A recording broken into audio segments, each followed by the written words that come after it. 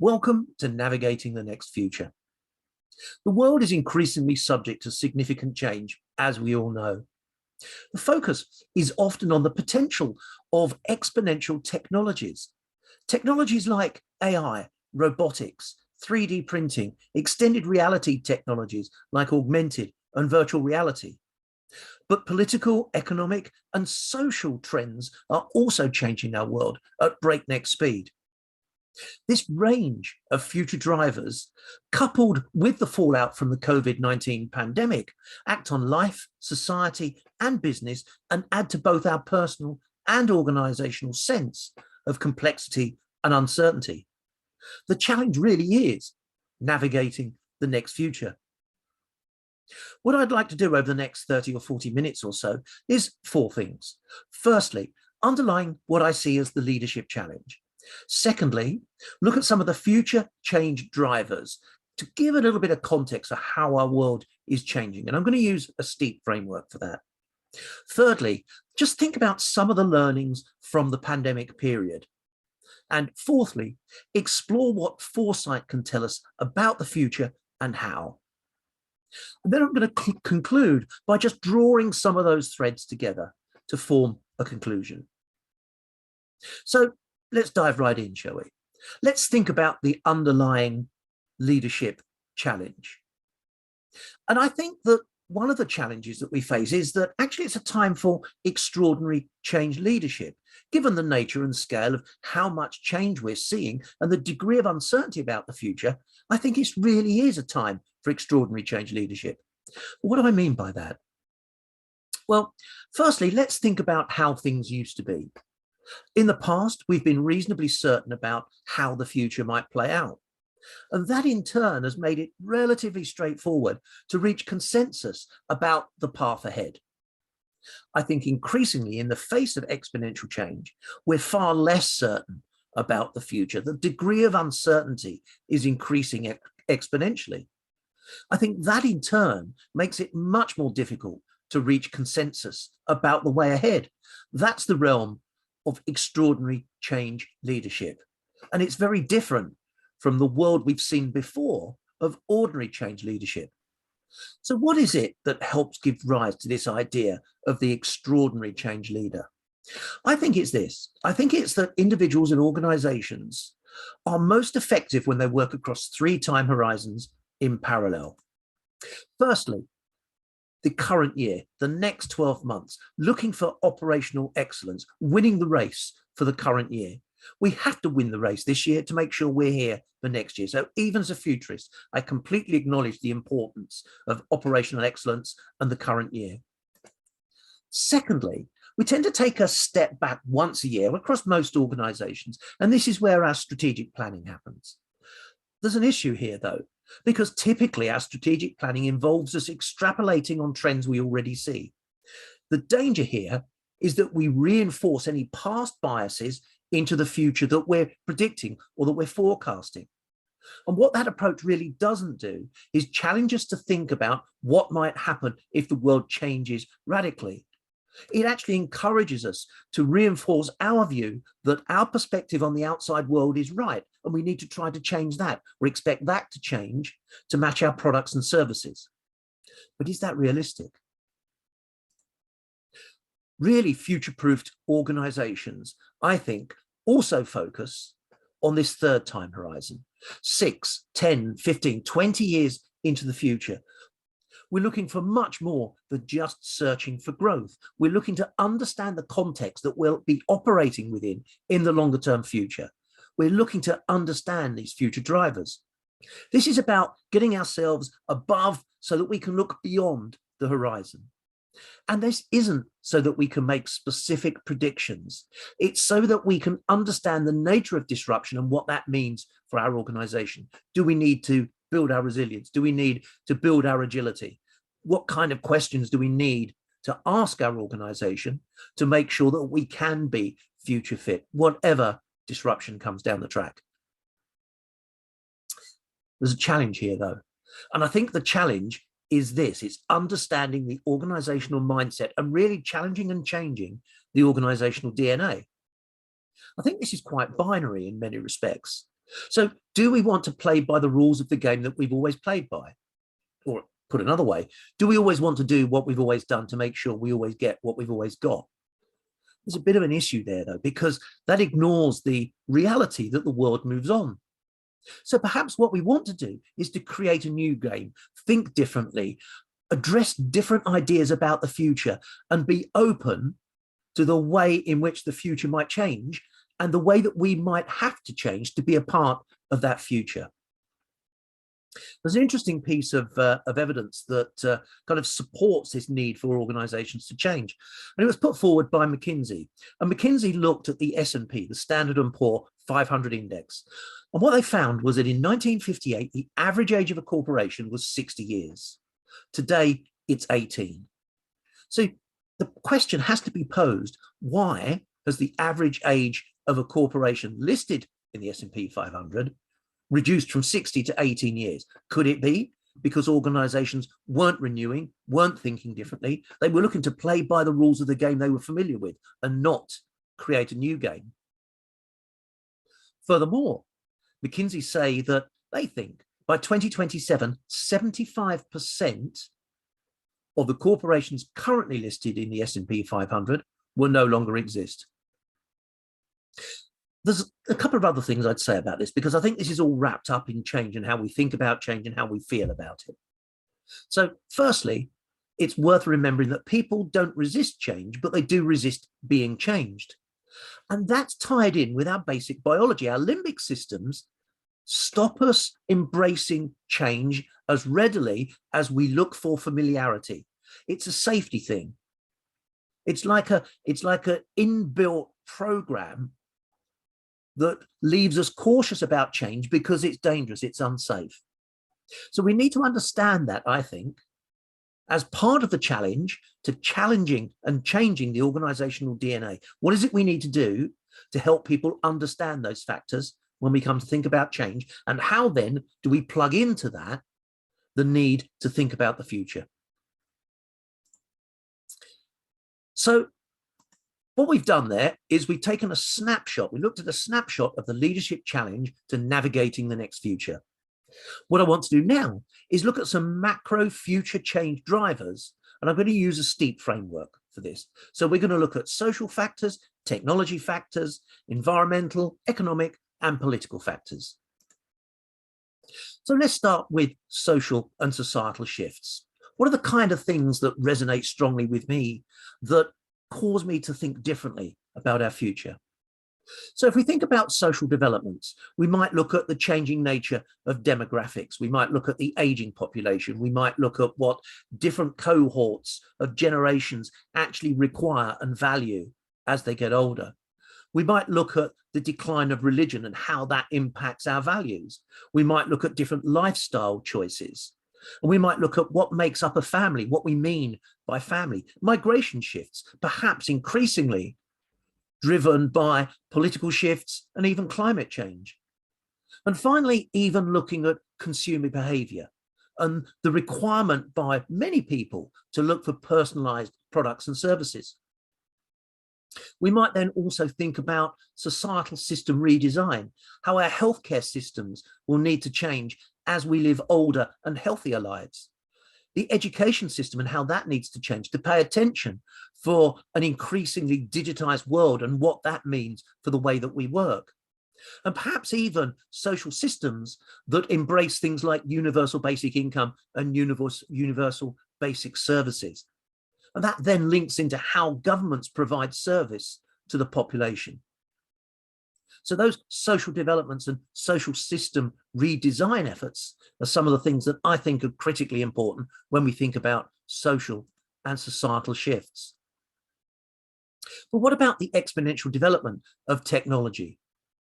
Now, the technology aspect of STEEP includes the exponential development of the technologies themselves, but also the combinational impacts of emerging technologies.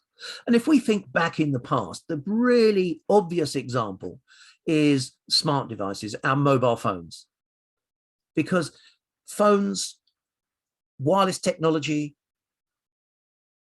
computing technology, those are the three things that combine to give us the smartphone. All game-changing technologies in their own right, but the combination of them has a multiplying effect on the implications of our lives. Now, if we think about some of the new and emerging technologies, there are just a plethora of new technologies, and this is what makes the technological backdrop we see right now very different to anything I think we've seen before in human history. This is why I think the so-called fourth industrial revolution is going to be so revolutionary. So what kind of technologies are we talking about here? Well, we're talking about 3D printing. 3D printing with materials that can change their properties, atomically precise manufacturing and nanotechnology, quantum computing, extended reality technologies like augmented reality, virtual reality, and haptics, blockchain and cryptocurrencies, synthetic biology, human enhancement, robotics and drones. And the one technology or the group of technologies that ties many of those together, AI and machine learning. This really is a very different technological landscape than we've ever seen before. But before we leave technology, I just want to kind of dip into a couple of examples of how some of these new technologies might come together to really change life, society, and business as we know it. Let's start with the idea of the autonomous revolution. The combination of AI, robotics, blockchain, 3D printing, 4D printing, materials that can self-repair, new battery technologies. Because all these technologies come together to create what I see as the ultimate autonomous car. It's self-owning, it resides on the blockchain, it's self-insuring because it's so reliable and so safe. It's self-repairing because it's developed and manufactured from self-repairing materials. So all these things come together, give us a very different automotive experience using an autonomous vehicle that can be configured internally for any use. There's another interesting thing I think that dials into this, and this is the idea of peak car ownership. Because if we think that there might be a peak to when the number of cars that people own, there might not be a reduction in mobility. So autonomous mobility is what takes over from our traditional view of car ownership. We may have reached that in the UK. There's some indication that car ownership is on a downward trajectory. Globally, it's understood that peak car ownership might happen somewhere between 2030 and 2035. And I think that will be driven by the acceptance of autonomous mobility. But you know, it's not just these kind of really fascinating technological changes that might be really appealing, because even some very mundane activities can be enhanced through the use of technology. Let's think about the use potentially of chatbots, robots, and digital concierges in hotels, and particularly how checking into a hotel might change in the future. So imagine we're presented with 3 check-in desks at the hotel. One is manned by a robot. The second is manned by a robot that looks like a human. And the third is manned by a velociraptor. Okay, it's a robot, but you get my point. So checking into a hotel is suddenly a different experience. It's a fun experience. And this is a real example from a theme park hotel in Japan. Needless to say, it's the dinosaur that's the most popular check-in desk. So something as mundane, checking into a hotel, suddenly has a very different feel to it, a different experience. And talking of experience, we might think of immersive technologies as continually driving the experience age. We're already seeing augmented reality and virtual reality used in, for example, complex maintenance situations, aircraft electrical wiring. We've also seeing these technologies used in entertainment, gaming, of course, business meetings and training. But actually, we can also see them being used to sell travel. Let's just think, if I went into a travel agent and I wanted to know something about an exotic hotel in Asia, perhaps they could help me by letting me smell the bathroom fragrances, feel the quality of the bed linen, even taste the food from the restaurant, all through these extended reality technologies. And then who's to say that these technologies don't advance to the stage where actually they can replace travel, they can replace physical experiences. So the immersive age is something that I think is really going to develop rapidly over the next few years. I've already spoken about the automotive sector to some extent in the context of autonomous mobility, but let's just think about it in the context of 3D printing and 3D printing cars. The car on the left was a prototype by Local Motors, manufactured from 50 components.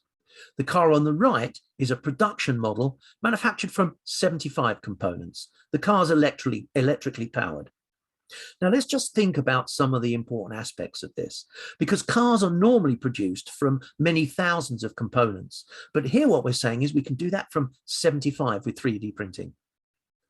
That means that we can actually produce the car in a microfactory. In a microfactory, we can produce 2,500 units before we start making a profit. That number in a traditional car factory might be 75,000.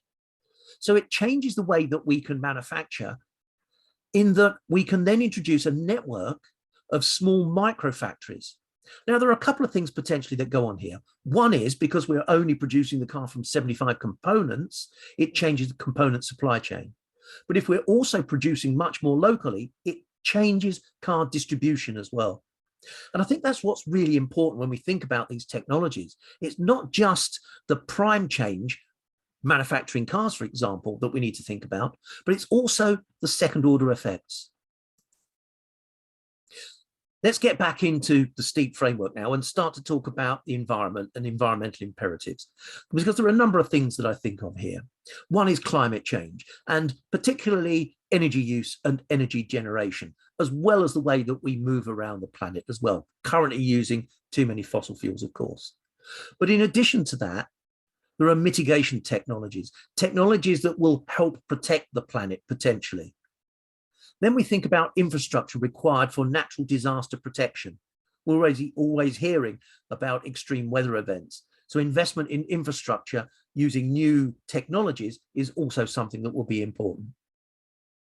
Biodiversity protection, not just in the jungles of Africa or the jungles of South America, but also at home here in the UK, protecting pollinators, for example, because pollinators are critically important to the success of agriculture.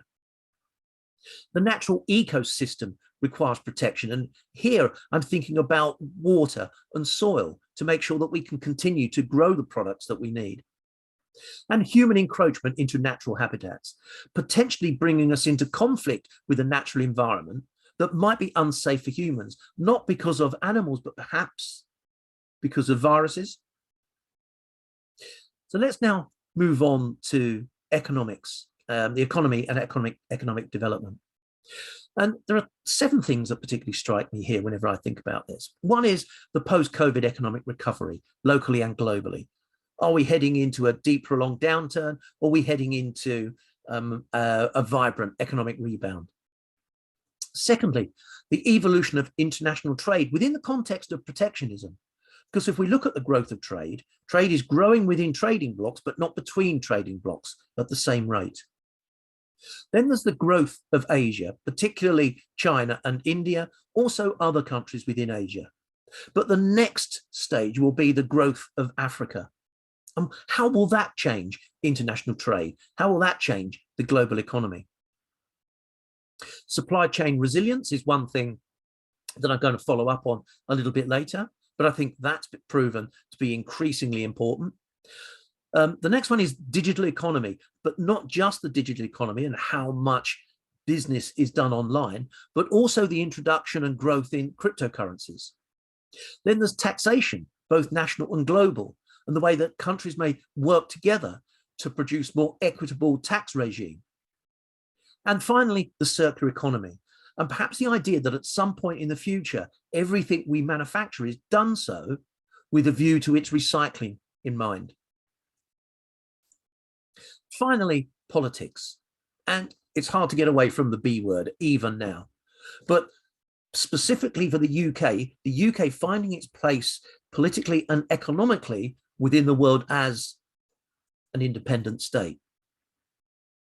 But let's think about some of the other things, the global, regional and national political shifts, tensions and conflict, both state and non-state actors. And we're seeing that play out right now in Eastern Europe with Russia and Ukraine. So political developments can highly influence both individuals and organizations. And it's important, I think, for us to be aware of upcoming shifts in power and how they might impact the operating environment. Because these political developments, they can affect environmental, antitrust, financial markets, trade, and other kinds of laws. And political stability, regulation of monopolies, tax policies, which I've already mentioned, are some of the things that we need to keep abreast of to ensure that we understand how the future might evolve, the political future might evolve, because that shapes the operating environment we want to be successful within in the future. So we've looked at some of the macro future change drivers. What I want to do now is explore some of the things that I think I've learned through the pandemic. And the first thing I want to talk about, and I've touched on it a little while ago, is resilience and responding with resilience. And this is something that I think affects private, public, and third sectors equally. And there's clearly benefit of building resilience. If we look at a couple of examples, manufacturing and supply chain flexibility, that's something that particularly came home to roost in the early stages of the pandemic. And it told us that there was a need for us to focus on critical products, critical equipment, critical materials. Now, that does challenge what we've been doing for years, which is focusing on just-in-time inventory. So there's a balance to be struck there. And maybe we even need to pay a little bit extra to make sure we have resilience into our critical supply chains. Furlough was an interesting example of resilience, building resilience within the workforce, ensuring that where there was major disruption outside of the control of most employers, that those employers were able to retain that staff through the support from government so that when the situation changed, they were able to bring them back on board. One of the other things I think that was displayed as part of resilience is an ability and willingness to be agile. So there were lots of examples through the pandemic of how people changed their service delivery systems in order to continue to trade. Part of this, I think, part of developing and responding with resilience is also about using foresight to address critical uncertainties and identify wildcards so that we can be prepared should we need to draw on our resilience reserve, if you like. He's back. And, if you watch the news, he never really quite goes away. But I think the interesting thing here was that Trump really did create a love for facts because of his lack of using them, perhaps. So what this told us is that it was critically important that we understood what was fake and what was real, what was fake and what was factual through the pandemic, so that we could adjust our behavior in a way that was safest for us. Of course, there was a challenge here about the role of social media, but I think it started to help us think about what is a trusted source of the information we use, not just personally, but from an enterprise, a business perspective as well. Because one of the things that we saw through the pandemic was false information being shared maliciously. That was kind of all mixed in with information that was good, that was truthful, but sometimes hard to differentiate from the false information. But we also saw false information shared not maliciously, but with all good intents. But the source of the information wasn't good, and the information shared was potentially harmful. So trusted sources, I think, is one of the things that really comes through when we think about this love of facts that evolved and developed through the pandemic, because there was so much false facts, untrue facts that were shared. Now, for quite some time, the informed view was that urbanization would see something like 3/4 of the global population urbanized by 2050. But has the pandemic changed that? There's certainly some initial evidence in the UK that suggests the combination of a desire to move away from highly populated centers, which might help a virus infection spread quicker, together with increasing growth in remote and hybrid working, is actually driving a reversal of urbanization.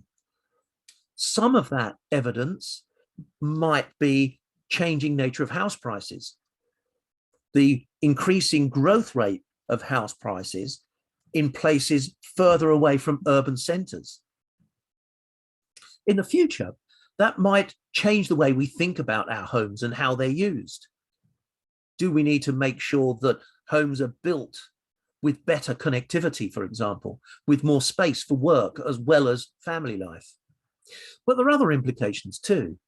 And I think one of them is on recruiting and retaining talent.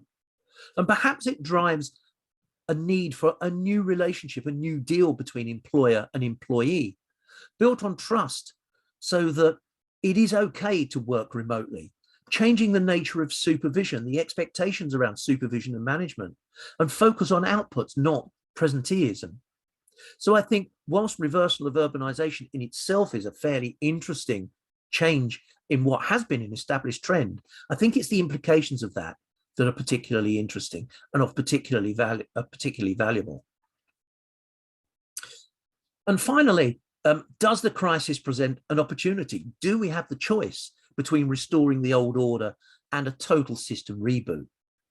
Now, there have been some new factors that have evolved and come at us through the pandemic, but equally, most of the changes, I think, have been accelerated changes and not new ones. Things like remote working, hybrid working, increasing automation, rapid development of new service lines, and supply chain reconfiguration. So I think where we are right now really does represent an excellent opportunity for reflection of lessons learned and an understanding of the options that stand in front of us. Never waste a good crisis, as the phrase has it. So what we've done is we've explored some things that I think we can learn from the pandemic. Now what I want to do is explore what foresight can tell us about the future and how. But let's just start with what foresight is, because foresight is a range of tools and techniques designed to explore the future and designed to help us construct evidence to support the stories that we tell about the future and to help make them plausible, because plausibility is critically important to foresight and futures work. As a range of processes, it involves critical thinking. And typically, good foresight is wide-ranging. It covers the whole range of social, technological, environmental, economic, and political spheres. So let's take a look about how and where we might use some of these tools. So let's imagine we're looking at the degree of uncertainty that we have, that we want to address, and the time frame that's in our minds. Is it long, medium, or short term? Is the uncertainty low or high? Let's start with trends. Trends are particularly important and particularly useful in the nearer term. Trends are about seeing visible evidence of the direction of travel. So is the trend about growth? Is it about frequency? Is it about decline? But there's a clear evidence, a clear path, which we can use to extrapolate into the future. We have to be careful, because that extrapolation into the future using a variety of different mathematical models may be really biased by what we've seen in the past. So we have to ask ourselves, the further into the future we go, is the trend still valid? Secondly, horizon scanning. Now, horizon scanning is particularly useful for mid and longer term work.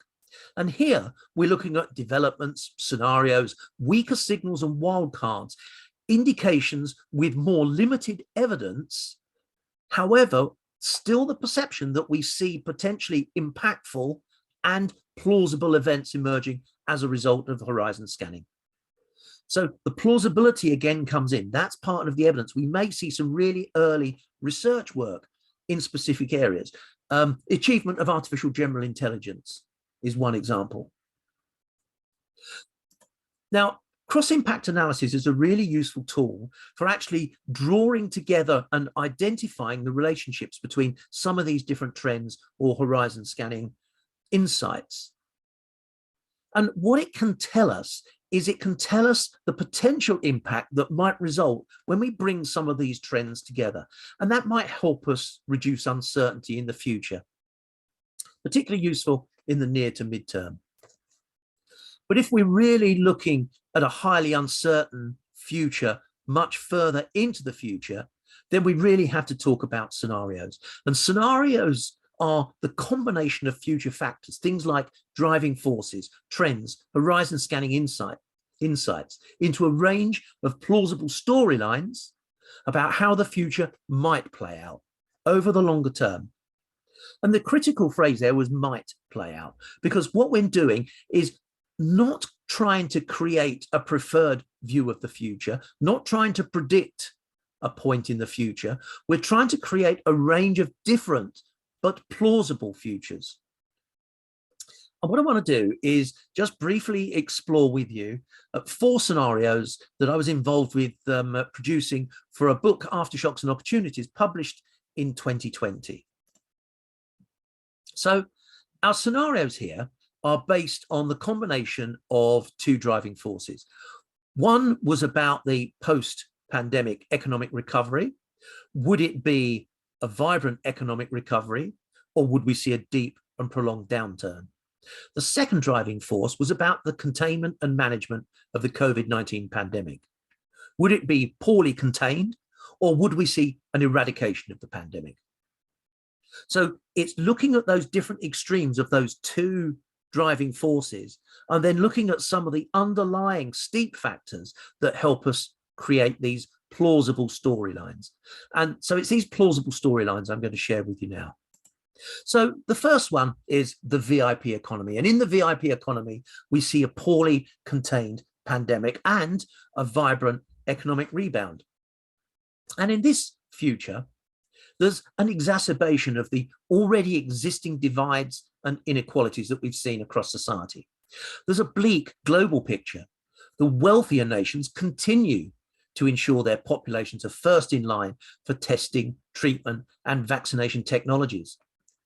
Social distancing measures put in place in many countries to protect the middle classes and wealthy from those in poorer areas, leaving more densely populated areas with higher infection rates, a particular issue with new variants of COVID. Governments in developed economies emphasize the need to reboot economies, and enterprise at the heart of that. It's enterprise that drives economic recovery. But there are still international travel bans that come and go. They continue to be imposed on the worst affected nations, those nations that really struggle to come to terms with the new variants. The next future that I want to talk about is called inclusive abundance. And in inclusive abundance, we see an eradication of the pandemic and a vibrant economic rebound. And here, those in power accept that this is an opportunity. This is the reboot. It's an opportunity to innovate and transform in response to the pandemic. Alongside mass testing, treatment, and vaccination, a globally inclusive regeneration around the UN Sustainable Development Goals becomes the chosen way forward. Science and technology are seen as central to the new agenda against future pandemics, and mechanisms such as universal basic incomes and services are used readily as a temporary measure to support those in need. Our third future is called Safe but Hungry. And here we see an eradication of the pandemic and a deep and prolonged downturn. And in response to multiple infection waves, particularly from the new variants, public pressure seeks the priority of health over economy, and government resources are therefore directed at ongoing rollout of testing, treatment, and vaccinations. Restrictions imposed to help manage new waves of infection, and particularly around new variants, are lifted cautiously. The most stringent social distancing controls and protective measures are imposed on business and public transport, where people would normally gather. Economic recovery is much slower to materialize. However, it ultimately feels more sustainable and inclusive because of the increased confidence that the virus is under greater control. And finally, the long goodbye. This is where we see a poorly contained pandemic and a deep and prolonged downturn. This is the beginning of a slow and painful end to the system structures and hierarchies that are no longer fit for purpose. Many countries yo-yo in and out of lockdown as new COVID variants come and go. The US particularly fails to adequately control the situation, leading to a slow decline in infections, punctuated by periodic peaks as a result of new variants. US domestic recovery and global trade, therefore, are hampered, and some nations are even fearful of opening their borders to US citizens. There's a reluctance to work to global solutions, and that leads to ongoing infection spikes, with many countries unable to keep pace with the new variants. It's everyone for themselves. Now, the important thing here is that these four scenarios are equally plausible. You could say they're equally unlikely. And elements of each of those four scenarios may indeed come to pass in the future. But we want our organizations to be successful, to remain successful, whatever the future looks like. And that's why it's important to understand these plausible futures so that we can put provision in place to help the organization manage itself within the context of these future environments. So that's the value of foresight, and particularly of scenarios. So we've looked at foresight then as well now. So what I want to do is just kind of draw together the threads of what we've been talking about. So how do we navigate the next future? Well, I want to start where I ended, which was adopt foresight.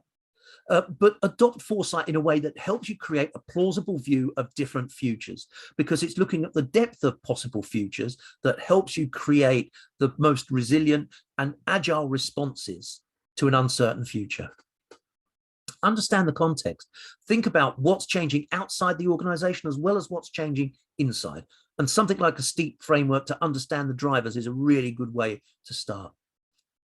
Think about applying cycles of experimentation and learning, not just processes about the future, but also processes about change.